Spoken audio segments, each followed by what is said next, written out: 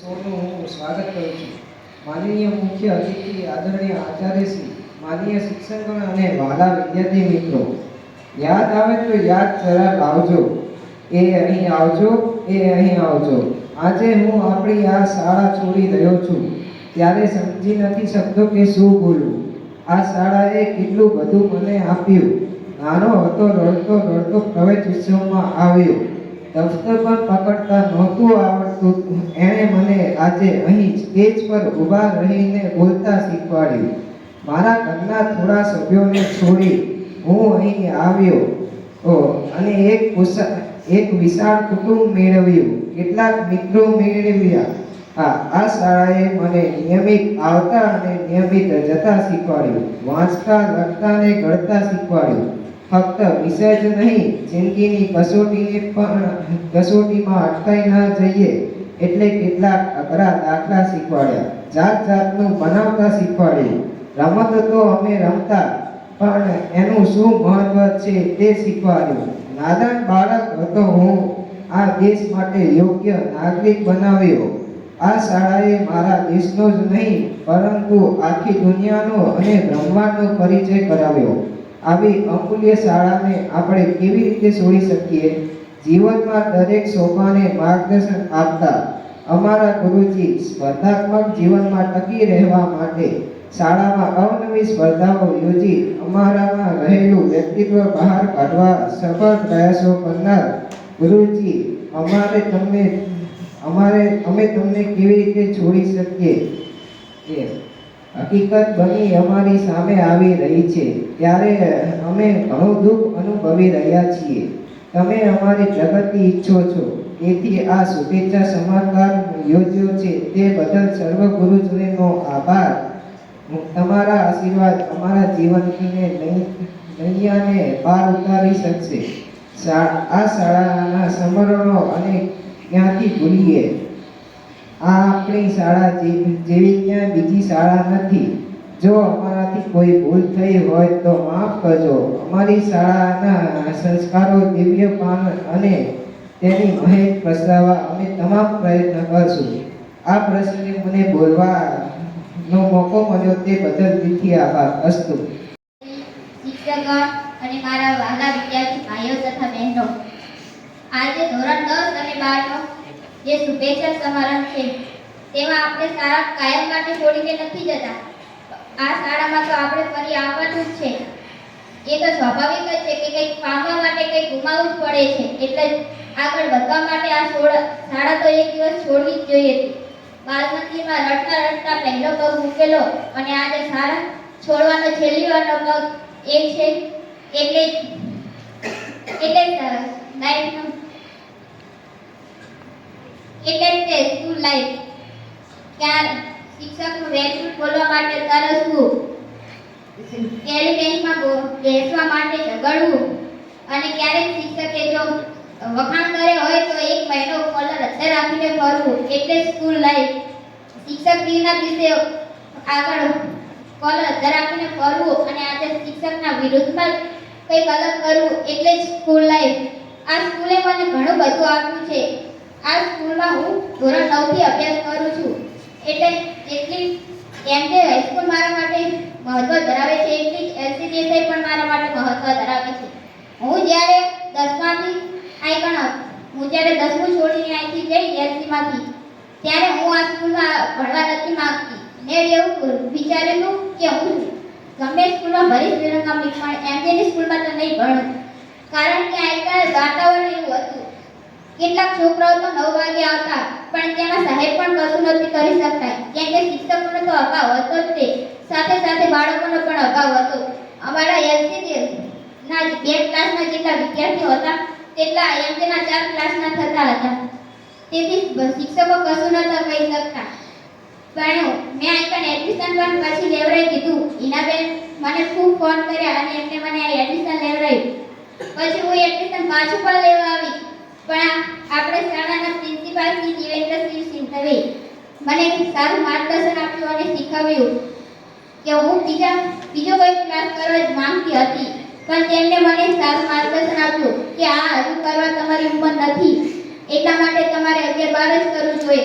પછી હું આ શાળામાં ભણી, પણ આજે આ શાળા છોડી જવાનું મન હવે નથી થતું. આ શાળાએ અને આ મારું બીજું ઘર એટલે મારી શાળા અને મારી બીજી ફેમિલી એટલે મારા શિક્ષકો. આ શાળા છોડી હવે ગમતી નથી.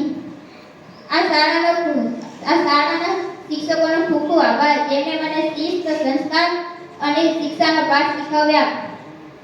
આ ધોરણ 10 અને 12 ના વિદ્યાર્થીઓને પણ આજના ધોરણ 12 માં પાસ થઈ અને સારું પરિણામ મેળવવા માટે શુભેચ્છા.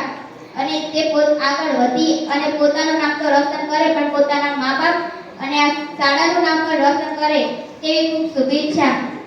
આ શિક્ષકોને હવે એટલી વિનંતી કરી કે તે અમને કાયમ યાદ રાખે અને અમે પણ તેમને યાદ રાખશું. અસ્તુ. જય હિન્દ. નમસ્કાર.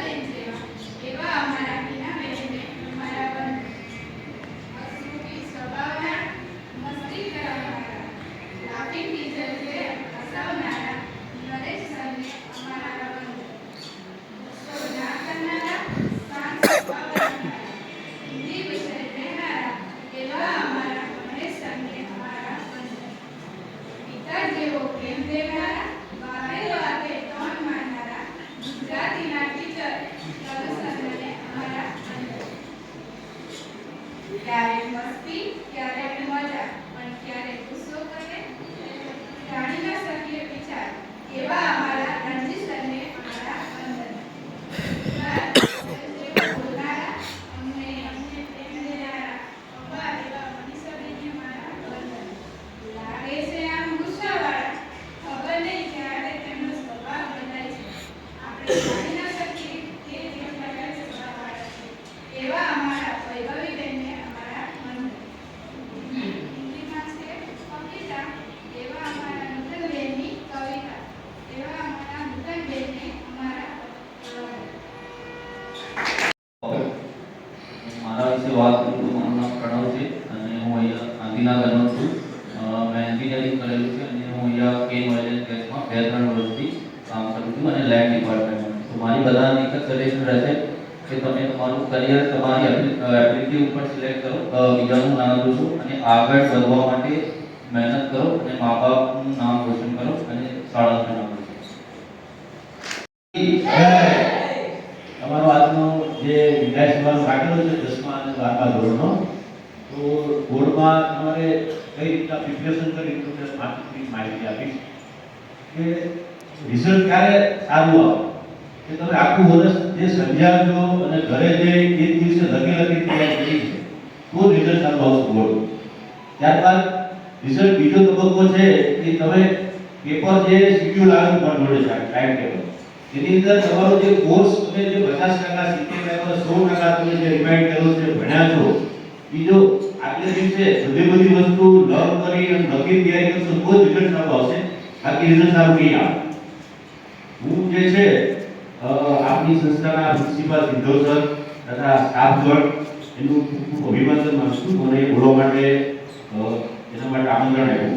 હું છોકરી ગુરુકુળ છે ત્યાં Shri Sahajanand college of science અને ક્રિશ્ચિયન ઇન્સ્ટિટ્યૂટ ઓફ ટેકનોલોજી ત્યાં ઇન્ચાર્જ પ્રિન્સિપાલમાં છું. અને અમારે ત્યાં જે છે એ ગુજરાત યુનિવર્સિટી સંલગ્ન બીબીએ અને બીસીએ જે 12 કોમર્સ અને આર્ટ્સના સ્ટુડન્ટ છે એના માટે બીબીએ અને બીસીએ આ જ વર્ષે જે છે એ ગુજરાત સરકારે ગુજરાત યુનિવર્સિટીએ પરમિશન આપેલી છે. અને એ જ રીતના અમારે ત્યાં 10મા ધોરણ પછી જે છે ડિપ્લોમા કોર્સિસ થાય છે, પ્રોફેશનલ કોર્સિસ થાય છે. એમાં મિકેનિકલ એન્જિનિયરિંગ છે, ઓટોમોબાઈલ એન્જિનિયરિંગ છે, ઇલેક્ટ્રિકલ એન્જિનિયરિંગ છે, સિવિલ એન્જિનિયરિંગ છે. એટલે પણ 10મા ધોરણ પછી આપણે આ બધા કોર્સ થાય છે. તો આપણા જે એરિયાના જે વિદ્યાર્થીઓ છે એને ભણવા માટે જે ગરીબ ઘરના જે વિદ્યાર્થીઓ છે એને હાઈ ફી ભરી શકતા નથી ગરીબ પરિસ્થિતિને કારણે. હવે ગુજરાત સરકાર જે છે એ ઓબીસી છે, એનટીડીએની વિચરની જાતિ છે, ઇકોનોમિકલ વીકર સેક્શન છે ઓબીસી ઓપનની અંદર, ત્યારબાદ ઓબીસી જાતિ છે, દરેક જાતિની અંદર ગુજરાત સરકાર છે સ્કોલરશિપ તમને આપે છે. 100% થી લઈ 50% થી લઈ 60% લગી સ્કોલરશિપ તમને આપે છે કે જેથી કરી તમારે જે એજ્યુકેશનનો ફીનો જે પ્રોબ્લેમ છે એ બધો સોલ્વ થાય. મેં એક જોયું કે વિરમગામમાં જે ગવર્નમેન્ટ અથવા ગ્રાન્ટેડના સ્કૂલના સ્ટુડન્ટો છે એ ગુજરાતી મીડિયમમાં ભણેલા હોય છે. અમારે ત્યાં ઇંગ્લિશ મીડિયમ. શરૂઆતમાં 6 મહિના બધા સ્ટુડન્ટો બહુ પ્રોબ્લેમ થાય છે. ત્યારબાદ આ સ્ટુડન્ટ ગુજરાત યુનિવર્સિટીની અંદર ટોપ રેન્કિંગ લાવે છે. 1 થી 5 નંબરની અંદર તો કે વિરમગામની સહજાનંદ સાયન્સના સ્ટુડન્ટો હોય છે. તો એના માટે અમે લોકોમાં બહુ પડેલું છે. પણ એ બહાર લાવવા માટે તમારે યોગ્ય દિશા ખબર હોવી જોઈએ કે મારે બાર કોમર્સ અથવા આર્ટ્સ પછી કઈ લાઈનમાં જવું. તમને બીબીએ અને બીસીએ, જે બીબીએ છે એ બિઝનેસ એડમિનિસ્ટ્રેટિવનો કોર્સ છે અને બીસીએ છે એ કોમ્પ્યુટર એપ્લિકેશનનો કોર્સ છે. તો બાર કોમર્સ અને આર્ટ્સના વિદ્યાર્થીઓ અમારે ત્યાં ગુજરાત સરકારે જે છે હેલ્પલાઇન સેન્ટર પણ આપેલું છે કે તમારે ઓનલાઈન પ્રોસેસ છે. આ એરિયાના વાલીઓ પણ ખબર નથી હોતી કે ઓનલાઈન એડમિશન પ્રોસેસ છે બધી ઓનલાઈન પ્રોસેસ છે. તો દરેકની માહિતી, દરેકની સલાહ સૂચન ગુજરાત સરકારે આપણે ત્યાં જીકાસનું જે છે એડમિશન અને વેરિફિકેશન સેન્ટર પણ ફાળવેલું છે. આપણે આસનપુરથી સાણંદ સાઈડ જાઓ તો તમારે જમણી સાઈડ જે છે એ સોકલી ગુરુકુળ આવેલું છે. તો ત્યાં બે સંસ્થા પણ આવેલી છે. તમારી 12માની એક્ઝામ પૂરી થાય, એક્ઝામ પૂરી થયા પછી તમે સંસ્થાની મુલાકાત પણ લો અને માહિતી અને માર્ગદર્શન પણ સંસ્થા દ્વારા કરવામાં આવશે. અને આજના દિવસે એટલું કહીશ કે આપણા મધર ફાધર આપણા કેરિયર બનાવવા માટે, આપણી ફીસ ભરવા માટે, આપણા બે ટાઈમનું જમવા માટે જે મહેનત કરે છે તો આજના દિવસે આખા વર્ષમાં આપણે એવી મહેનત કરીને સારું રિઝલ્ટ લાવીએ કે જેથી આપણી આ સ્કૂલનું જે છે એ બોર્ડમાં સારામાં સારું વિદ્યાર્થી છે રિઝલ્ટ લાવી શકે. અસ્તુ. Thank you. 80-87 માં હું પણ આ સ્કૂલનો વિદ્યાર્થી. અહીંયા મેં 11 બારનું શિક્ષણ લીધું. એ વખતે અમારી જે આ પેઢી છે આપણી એ પેઢીએ બે યુગ ગયા. એક ઇન્ટરનેટનું રહ્યું અને એ વખતના શિક્ષકોનું.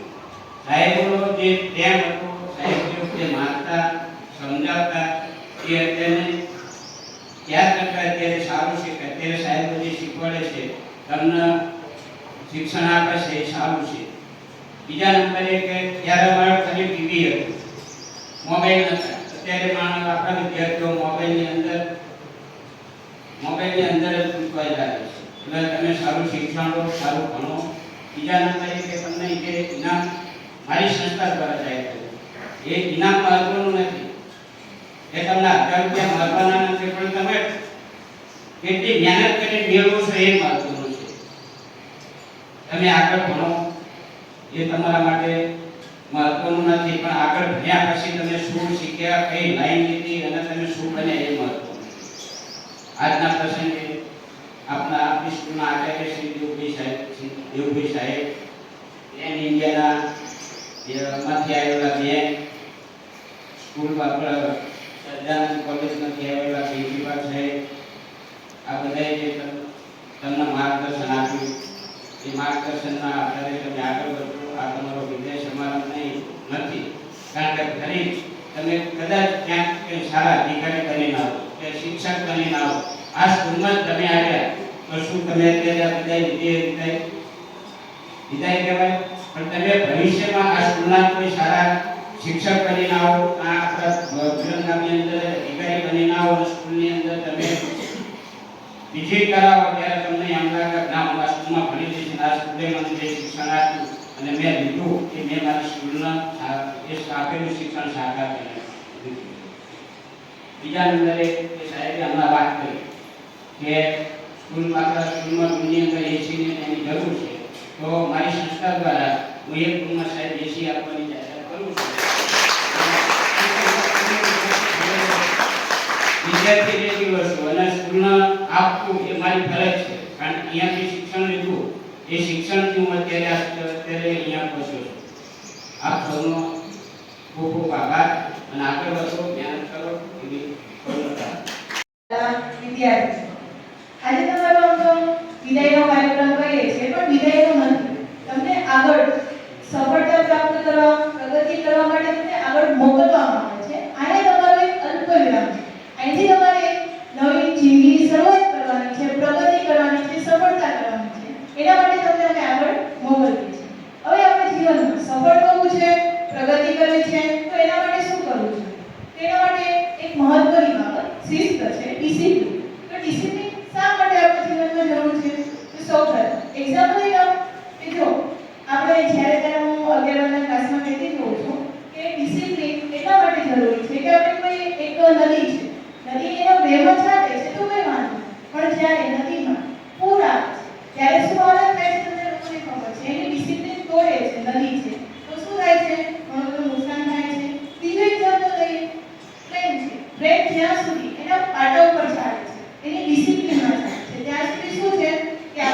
જે સ્થળે પહોંચવું છે તે આપણે પહોંચી શકીએ છીએ, પરંતુ એને ડિસિપ્લિન તોડે છે અને ટ્રેન પાટા પરથી નીચે ઉતરી જાય છે ત્યારે તમને લોકોને ખબર જ છે કે કેટલી જાનહાનિ થાય છે, નુકસાન થાય છે. હજી એક એક્ઝામ્પલ લઈએ, આપણું જે આપણું હાર્ટ છે ધબકારા છે બરાબર, નોર્મલ રીતે ચાલે છે, નોર્મલ કેટલા હોવા જોઈએ 70 થી 80 જેવું હોવા જોઈએ, ત્યાં સુધી ધબકે છે ત્યાં સુધી કોઈ વાંધો નથી, પણ એનાથી ધીમા થઈ જાય, વધી થાય તો શું થાય છે, હાર્ટ એટેક આવે છે, બીપીનો પ્રોબ્લેમ થાય છે બરાબર. જ્યાં સુધી આપણું હાર્ટ પણ હૃદય જ્યાં સુધી ડિસિપ્લિનમાં ચાલે છે ત્યાં સુધી આપણે શાંતિથી બેસી શકીએ છીએ. તો ડિસિપ્લિન આપણા જીવનમાં શા માટે ઇમ્પોર્ટન્ટ છે એ મેં તમને આ વાત કરી. તો જ્યાં સુધી તમે ડિસિપ્લિનમાં રહીને કામ કરશો ને તો તમે જીવનમાં ચોક્કસ સફળતા પ્રાપ્ત કરશો. એટલે ડિસિપ્લિન ખૂબ જ આપણા જીવન માટે જરૂરી છે. બીજી વાત, જ્યારે હું એક્ઝામ વખતે જોતી હોઉં છું દરેક વિદ્યાર્થીને છેલ્લે સુધી ચોપડી લઈને વાંચતા હોય છે, એને આપણે મજૂરી કહી શકીએ. છેલ્લે સુધી ચોપડી લઈને ક્યારેય ના વાંચે. તમારે શાંત મન રાખીને બેસવું જોઈએ. આપણે મહેનત કરવાની છે. મજૂરી છે એ શરીરથી થાય છે, પરંતુ મહેનત છે મન અને શરીર બંનેથી થાય છે બરોબર. એમાં મગજનો ઉપયોગ કરવાનો હોય છે. તો આપણે દરેકને મજૂરી નથી કરવાની, પરંતુ શું કરવાનું છે, મહેનત કરવાની છે. અને કદાચ આપણે ધાર્યું પરિણામ, પરીક્ષા તમે દેવા જાઓ છો 10-12 વિદ્યાર્થી છો, પરિણામ નથી આવતું, ધાર્યા પ્રમાણેનું નથી આવતું, તો નિરાશ બિલકુલ નહીં થવાનું બરોબર. કોઈ વાંધો નહીં, નથી વધારે અમે સારી મહેનત કરીશું. એક પેપર કદાચ સારું નથી જતું, મહેનત પ્રમાણેનું નથી જતું, તો એવું નહીં વિચારવું કે આ પેપર મારું નાશું, હવે હું શું કરું, એની પાછળ ચિંતામાં નહીં રહેવાનું. બીજા પેપરની તૈયારી ચાલુ કરી દેવાની. પેપર આપી આવ્યા ત્યાં એની વાત પૂરી, પછી બીજું પેપર ચાલુ, જે બીજું પેપર હોય એની તૈયારી કરવા લાગવાનું. પેપર કેવું ગયું, કેવું રહેશે, સોલ્વ કરવાનું, આ બધું કરવાનું નહીં. બીજા પેપરની તરત તૈયારી કરી દેવાની. એમ તો તમે કોઈ ગભરાવ એવા છો નહીં, બહાર છો, ગમે એવું પેપર જાય તો લડી લેશો. એવા બધા મારા વિદ્યાર્થીઓ છે કે દેવગઢના અંડરમાં બધા તૈયાર થયેલા છો, એટલે કોઈ ગભરાયેલો વિદ્યાર્થી તો છે જ નહીં. હવે ક્યારેક અમે તમને રસ્તામાં મળી જઈએ વર્ષો પછી, અને હવે તમે અમને મળો રસ્તામાં અને એની એક પંક્તિ કહું છું, ઓચિંતું કોઈ મને રસ્તે મળે અને પૂછે ધીરેથી કેમ છો. ઓચિંતું કોઈ મને રસ્તે મળે અને પૂછે ધીરેથી કેમ છો. તમે બધા જ્યારે અમે રસ્તે મળીએ ને અમે તમને પૂછીએ કેમ છો, તો તમે બધા અમને શું કહેશો? શું કહેશો? આપણે તો કહીએ દરિયાથી મોજ ને ઉપરથી કુદરતની રહે.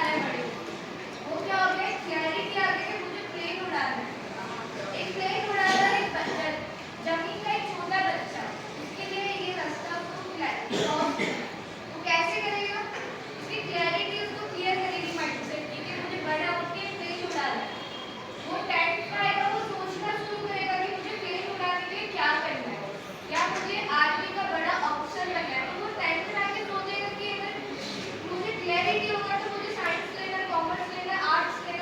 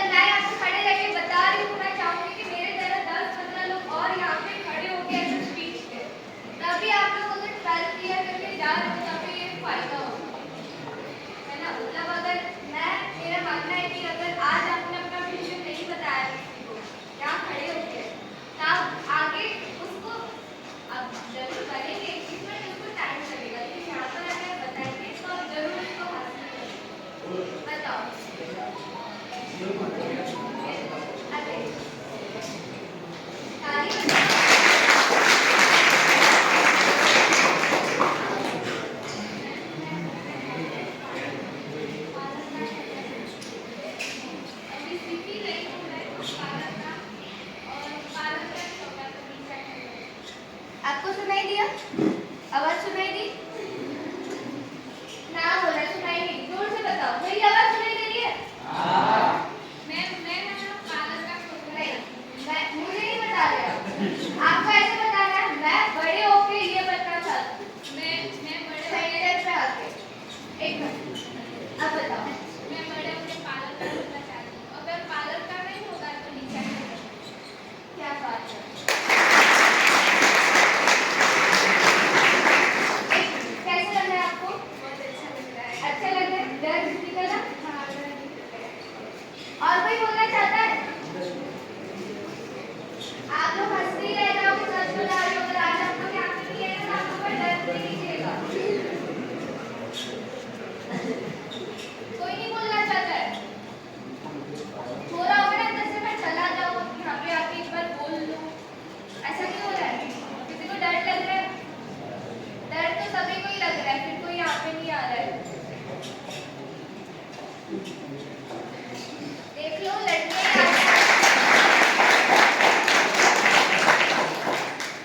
મેં મારા લાઈફમાં બે ગોલ રાખ્યા છે કારણ કે ઘણી વખત એવું થયું કે આપણે જે ડિસાઈડ કર્યું ઘણી વખત ના પણ કરવું ઘણી વખત એવું થાય તો હું મારા બેનના ઘરે છું તો કારણ જે કંપનીઓ જો એટલા થોડો આનંદ થાય કે ઘણી વાર થાય કે આમાં જોબ કરીશ તો ભણતર કેવું થાય એ ગલત વેલ્યુ ના મળે તો મને એ ઈચ્છા થાય કે ખુદની કંપની ત્યારે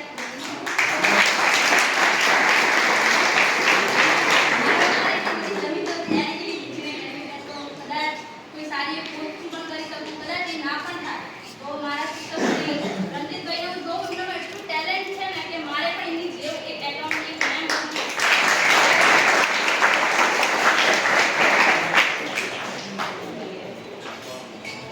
एक और चीज बहुत इम्पोर्टेंट है। इसमें सोच ये है कि मुझे यही बनना है। अगर आप वो चीज हासिल नहीं कर पाते तो आपको निराश नहीं होना है। आपके लिए कुछ और रखा है, ठीक है? आपने सोचा है कि आपके इतने पसंद से जाना चाहिए, अगर आपके नहीं आते तो कभी निराश मत होइएगा। आपको प्राउड फील करना चाहिए कि आपने वो एग्जाम के लिए अटेम्प्ट किया है और आपके इतने परसेंटेज आए। अगर आपको घर वालों ने इतना पढ़ाया लिखाया तब जाके आप वो एग्जाम देने गए और आपके वो भी इतने परसेंटेज आए, है ना? तो ये चीज हमेशा याद रखना कि लाइफ में कभी भी फेल हो रहे ना तो फेल तो होंगे ही, लेकिन आगे प्रोसीड करना है, हमेशा ट्राई करते रहना है, निराशा कभी नहीं होना चाहिए, ठीक है? तो पहला कंसेप्ट क्लियर हुआ, क्लियरिटी। दूसरा कंसेप्ट आपको क्लियर हुआ कि ट्राई करते रहना चाहिए। कभी कुछ भी हालत कैसी भी हो, मुझे ए लेवल से बी लेवल पे जाना, बीच में कांटे में बहुत लोग आएंगे, लोग आपको खींचने की ट्राई करेंगे। वो लोग में आपके घर वाले भी हो सकते हैं, आपके मम्मी पापा भी हो सकते हैं कि आपको ये नहीं करना है, वो नहीं करना है, या सोसाइटल प्रेशर भी हो सकता है कि मेरे घर वाले मुझे अलाउ नहीं कर रहे, बाहर नहीं भेज रहे पढ़ाई करने के लिए। कुछ भी हो सकता है, या आपके पास पैसे नहीं है पढ़ाई करने के लिए। पर वो जो रास्ता निकालोगे ना वो आप ही के पास है, क्योंकि बड़े होके आपको कोई सपोर्ट नहीं करेगा। माँ बाप भी एक टाइम तक सपोर्ट करेंगे, माँ बाप ने आपको सपोर्ट किया है तो बड़े होके आप, मेरी रिस्पॉन्सिबिलिटी है कि मेरे को मेरे माँ बाप को सपोर्ट करना है जब वो बूढ़े हो जाएंगे, है ना? तो लाइफ में ये क्लैरिटी और आपका रिस्पेक्ट करना और आपका ट्राई करते रहना लाइफ में, ये बहुत इम्पोर्टेंट है। तो आई होप आप लोग 10th क्लियर कर रहे हो या 12th क्लियर कर रहे हो तो आपका विजन बहुत क्लियर होना चाहिए और ये 3 चीज़ आप हमेशा याद रखिए। Thank you.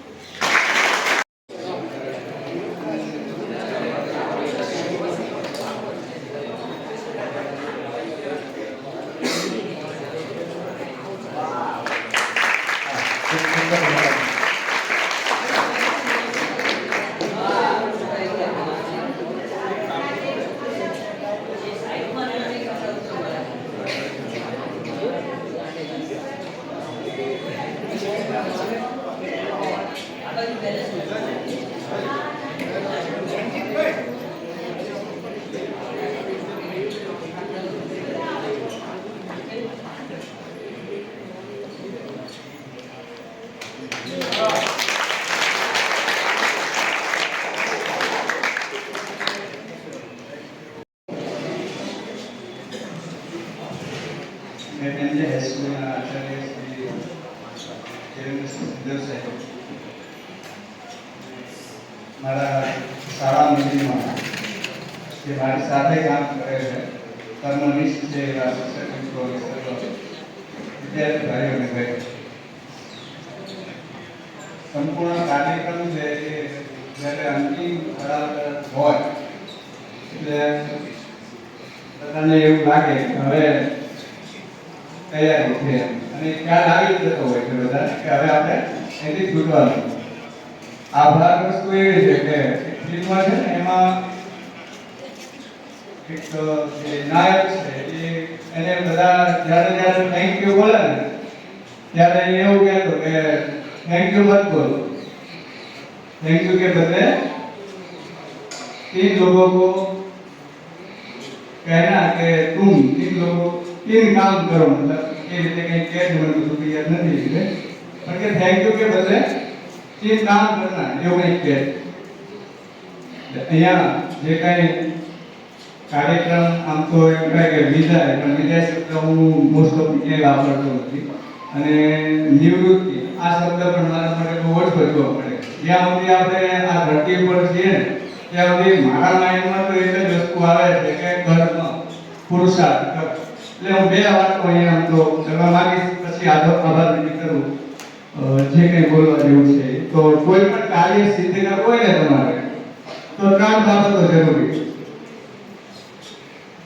કોઈ પણ કાર્ય સિદ્ધ કરવું હોય તો 3 બાબત જરૂરી છે. પહેલી બાબત એ છે કે તમારામાં એ કાર્ય કરવા માટે રસ હોવો જોઈએ.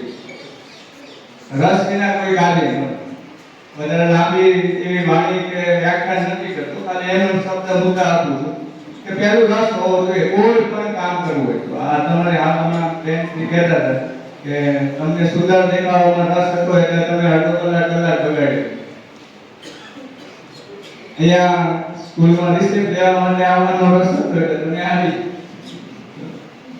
બીજી બાબત એ છે કે કોઈ પણ કાર્ય કરવા માટે આપણી પાસે પૂરતા સાધન હોવા જોઈએ. રસ હોય સાધન ના હોય તો શું કરવું? મારે 11મા ધોરણમાં એક પાઠ આવે છે કે રચ્ચુ ભસ્મ ભવતી ઇતિ. રાખની એટલે કે રાખમાંથી દોરડું બનાવે તો એમને તો દોરડું બની જાય નહીં રાખમાં.